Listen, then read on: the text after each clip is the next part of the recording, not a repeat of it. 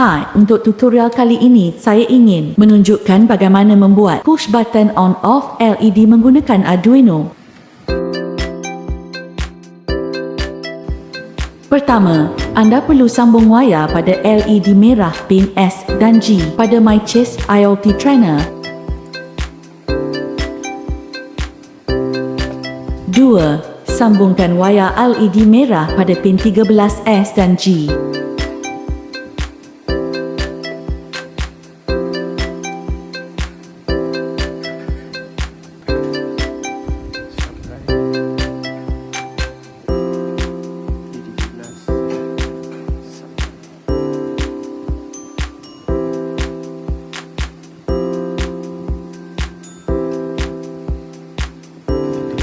3. Anda perlu sambung wayar pada push button pin S, G dan G.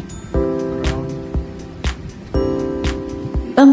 Sambungkan wayar push button pada pin 2S, G dan G.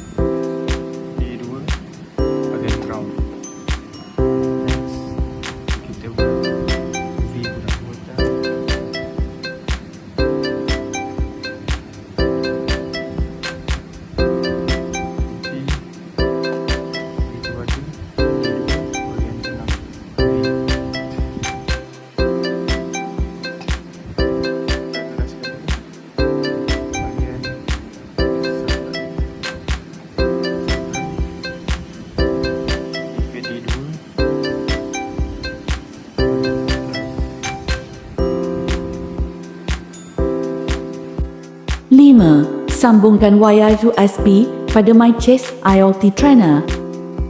6. Buka perisian Arduino pada komputer anda. 7. Klik pada File dan klik pada Example. Seterusnya, klik pada Basics, lalu klik pada Bring. 8. Anda perlu klik pada Upload. Setelah selesai upload, sudah siap push button on-off LED. Terima kasih kerana menonton. Jumpa lagi di tutorial seterusnya.